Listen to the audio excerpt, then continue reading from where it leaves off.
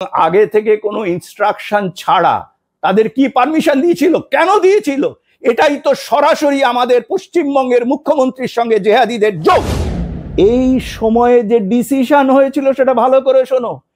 ইসলাম একটি আলাদা জাতি সত্তা, তারা অন্য জাতির সঙ্গে সহাবস্থানে থাকতে পারে না।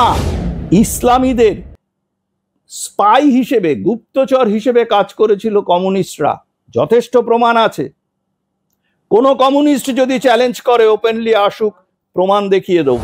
পার্লামেন্টে পাশ করা, দুই সভায় পাশ করা আইন, রাষ্ট্রপতি দ্বারা আইন মানে সেটাকে করা, সেটার সুপ্রিম কোর্টের বাবারও ক্ষমতা নেই সেটা বাতিল করে। ওরা প্রিভি কাউন্সিলে যাক না। স্যার, আপনাকে মাধ্যমে স্বাগত। নমস্কার স্যার, আমরা যেটা দেখতে পেলাম লোকসভার পরে রাজ্যসভাতেও ওয়াকফ সংশোধনী বিল পাস হয়ে গেল, কিভাবে দেখছেন বিষয়টা? দেখো, এটা তো অনেক আগেই আমাদের একটা এক্সপেক্টেড ব্যাপার ছিল তো, এবং কেন্দ্রীয় সরকার যথেষ্ট আটঘাট বেঁধেই নেমেছিলেন, এবং এটা জনসাধারণের ঐকান্তিক ইচ্ছে। সব থেকে বড় কথা হচ্ছে যে একজন ইসলাম প্রেমী মানুষ, যিনি নাকি মহাত্মা, তার নামটা আর বললাম না, একটা ফেক ব্যারিস্টার ডিগ্রি ছিল, সেটা তো আগে প্রমাণও হয়েছে, তিনি নীতি ঠিক করে দিতেন। আর একজন আত্মসুখী, পরিবার কেন্দ্রিক, হিন্দু বিদ্বেষী মানুষ ভারতবর্ষের যত ক্ষতিকারক নীতি নির্ধারণ করতেন, এভাবে ভারতবর্ষের অবস্থা যা দাঁড়িয়েছিল, এবং তাদের উত্তরসূরিদের সাহায্যে এখানে তো দেখা যাচ্ছিল যে ওয়াকফ প্রপার্টি নাকি যে কোনো প্রপার্টি হয়ে যায়। ওয়াকফ প্রপার্টিতে কোনো মানে তোমার তার যে প্রপার্টির দলিল ইত্যাদি থাকবে না। তার মানে কি, দেশের আইনের মধ্যে ওয়াকফ আইন আলাদা, মানে দেশের মধ্যে ওয়াকফ আলাদা। আচ্ছা, ওয়াকফের আওতায় যদি পার্লামেন্ট হাউসটা থাকে, যদি রাষ্ট্রপতি ভবনটা থাকে, তাহলে কি সেগুলো ওয়াকফ প্রপার্টি হয়ে যাবে এবং ওয়াকফরা সেখানে রাজত্ব করবে? এটা কি অদ্ভুত জিনিস? এটা তো হতে পারে না। ওয়াকফ সংশোধনী বিল এসেছে।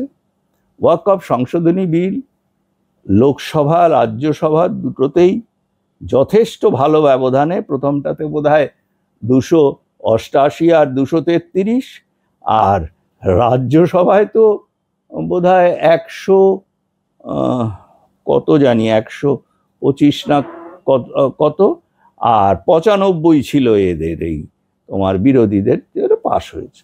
তুমি এটা বলতে পারো যে এত বিরোধিতাও হয়েছে, তার মানে এটা গণতান্ত্রিক। ওয়াকফ কোনো গণতান্ত্রিক দেশে নেই, ওয়াকফ প্রপার্টি বলে কিছু নেই। আর ভারতবর্ষ স্বাধীনতা কিন্তু বাই কন্ট্রাক্ট হয়েছে। আন্দোলনের মাধ্যমে ভারতবর্ষের যে স্বাধীনতা হওয়ার দিকে এগোচ্ছিল, সেই এগোনোটাকে ব্রিটিশ রাজের সঙ্গে কংগ্রেসীরা চক্রান্ত করে দেশের বিভিন্ন নেতাদের কালিমা লিপ্ত করে সেই বাই কন্ট্রাক্ট তারা স্বাধীনতা এনেছিল দেশের। সাধারণ মানুষকে এটা জানতে দেওয়া হয় না। এই কনস্পিরেসির,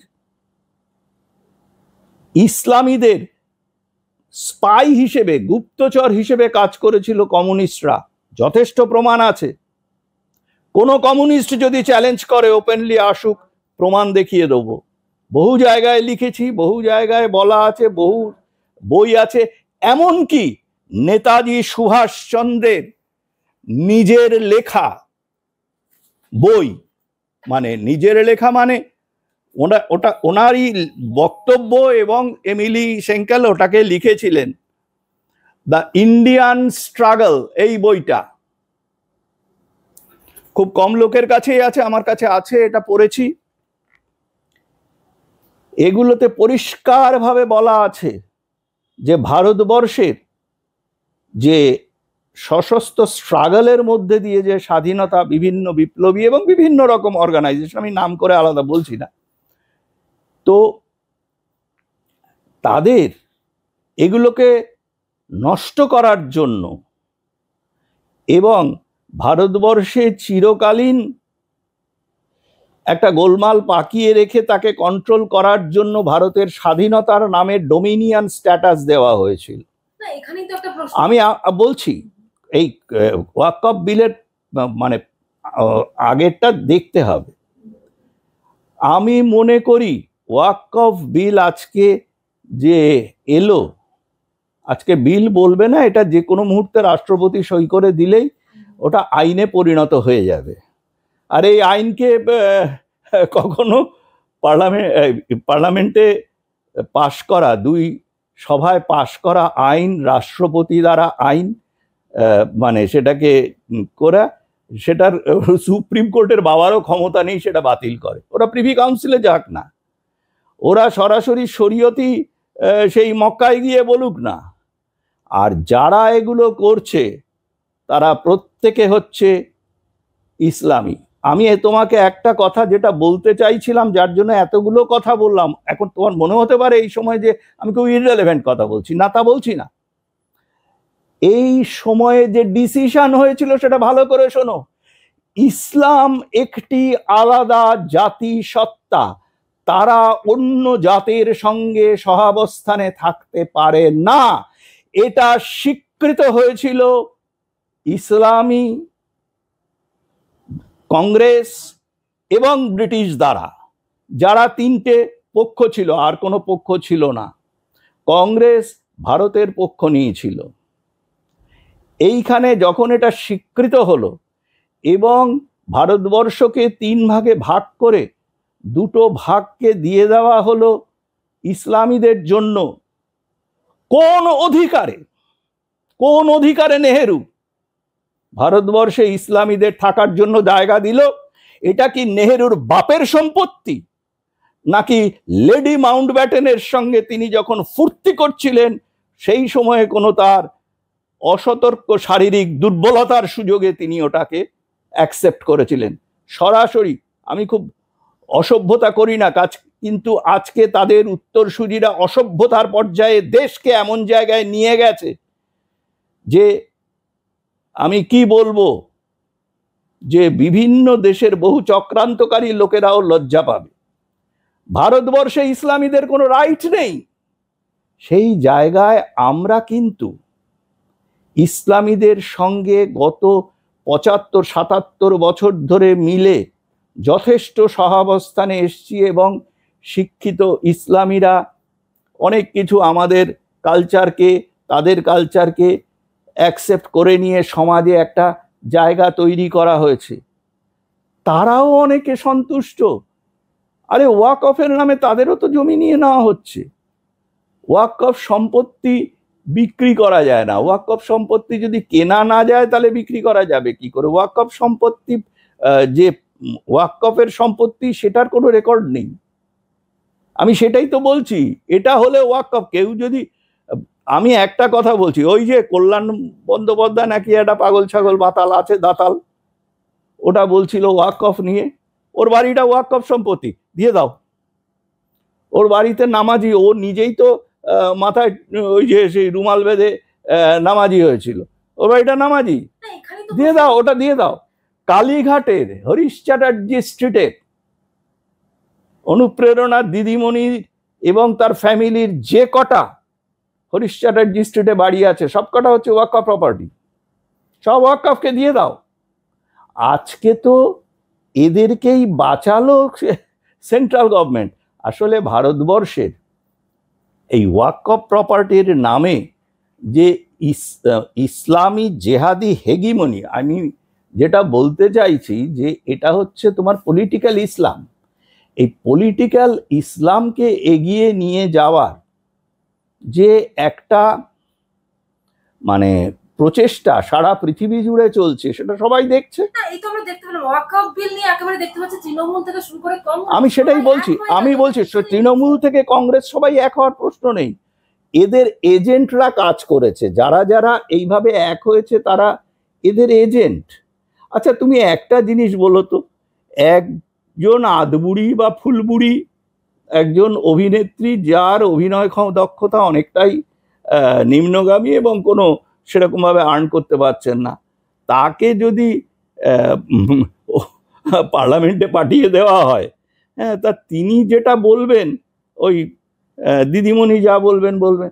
দিদিমণি আবার তাকে যারা দাঁড় করিয়েছে বা খোঁটা পেছনে লাগিয়ে রেখেছে, আমি জেহাদিদের কথাই বলছি, যে এই লোকগুলোর জন্য এরা একজোট হয়েছে। আর রাহুল গান্ধী, তার তো বিভিন্ন মানে তার কি গান্ধী নাম নাকি? রাহুল গান্ধী কেন, সে রাহুল দাস হতে পারত, রাহুল পট্টনায়ক হতে পারত, কি জানি এরা যখন খুশি যেমন খুশি ডিগ্রি ওই কিছু পদবি টদবি লাগিয়ে নেয়। হ্যাঁ, অসুবিধে নেই। মাইনও হতে পারত, মাইনও কেন হবে না? তো এইবার প্রশ্ন হচ্ছে যে এই দলগুলো এক হয়েছে, ওএসি যেটা বলছে ওবেসি, ভারতবর্ষে ওর থাকার কোনো রাইট নেই। আমি দাবি তুলছি যে ওর থাকার কোনো রাইট নেই। বাই কন্ট্রাক্ট ভারতের স্বাধীনতার পরে ওর থাকার কথা পাকিস্তানে। ও কেন হায়দ্রাবাদে ছিল? হায়দ্রাবাদ যখন অ্যাক্সেস করা হলো, হায়দ্রাবাদকে যখন ভারতবর্ষে নেওয়া হলো, হায়দ্রাবাদের নিজাম যখন সারেন্ডার করলো, ওর তো তখন সারেন্ডার করা উচিত ছিল। ও কি করে এমপি হলো? ওর এমপিশিপ কেন থাকবে? আর একটা কথা তোমাকে বাইদাবাই, তুমি এই তৃণমূল নামটা করলে তো, তৃণমূলের মহান নেত্রী যিনি ডবল ডবল চাকরি দিতেন, এবারে ডবল ডবল চাকরি খেলেন। তিনি ডবল ডবল চাকরি দেওয়ার নাম করে কিছু জাল তোমার অ্যাপয়েন্টমেন্ট দিয়েছিলেন, এবারে ডবল ডবল চাকরি খেলেন। তিনি কিন্তু বলেছিলেন যে তার জেহাদি যোগ প্রমাণ হলে তিনি সেই মুহূর্তে ছেড়ে দিয়ে চলে যাবেন। এই দুকান কাটা মহিলার সেই রেকর্ডিং আছে।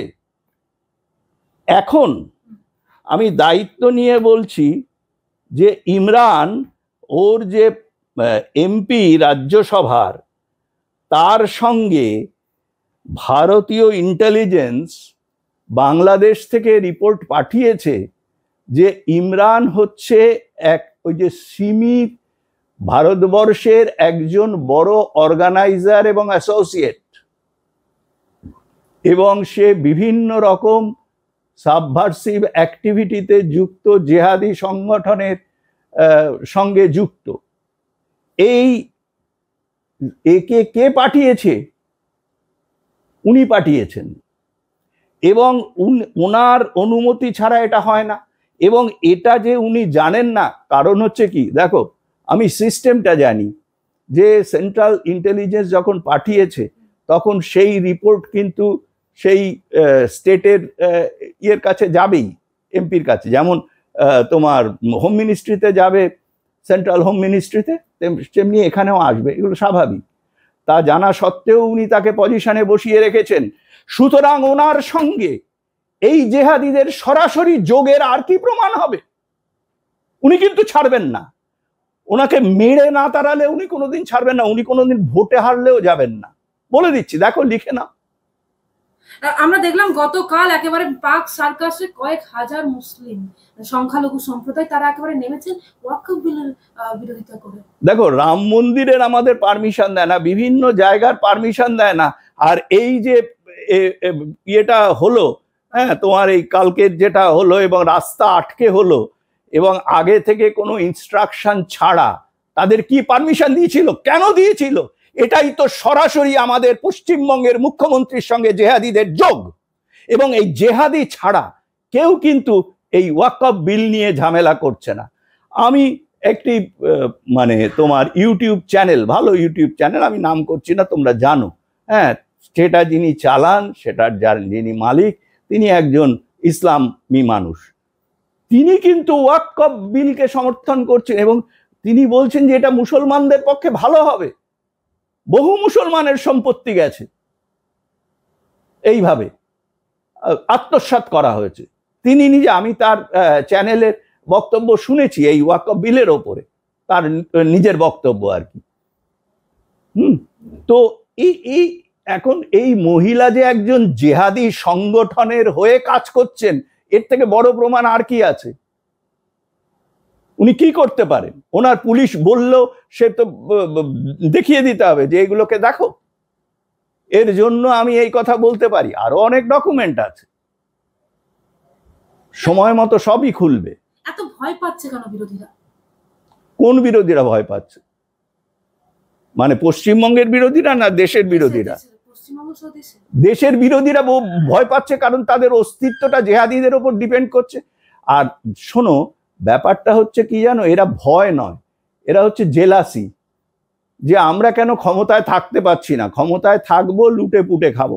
তুমি বিরোধী দলগুলোকে দেখো, মোটামুটি সব দলই হচ্ছে পরিবার ভিত্তিক। তুমি কংগ্রেসের কথা বলো, কংগ্রেস একটা পরিবার ভিত্তিক দল। সে পরিবারের স্বার্থ ক্ষুণ্ণ হবে যদি ইসলাম, জেহাদি ইসলামের স্বার্থ ক্ষুণ্ণ হয়। মমতা ব্যানার্জি তো জেহাদি ইসলামের হয়েই নেমেছেন, তিনি তো জেহাদি ইসলামী, তার পরিবার জেহাদি ইসলামী, এবং তিনি তার পরিবারের বাইরে কিছু ভাবেন না। তারপরে তুমি অখিলেশ যাদব বলো, একই ব্যাপার, একই রকম। তুমি স্ট্যালিন বলো, সে তো ওপেনলি বলেছে যে আমি হিন্দু নই, হিন্দুত্ব আমার, হিন্দুরা আমাদের শত্রু। এই সব দলগুলোর কথা বলো। আর কি, সবাই তো তা নয়। আজকে দেখো, এই মারাঠাওয়াড়ার বড় নেতা ছিল তোমার এনসিপির এই যে শারদ পাওয়ার, আজকে তার অবস্থা কি? সে এখন ওই জেহাদি ইসলামীদের উপর নির্ভর করে যা 2-4টে ভোট পাচ্ছে, তারা সমর্থন করছে, কি যায় আসে? সেনাকে দেখো, তারা কিন্তু সমর্থন করেছে ওয়াকফ বিলকে। তাহলে বিরোধী বলতে তো এই।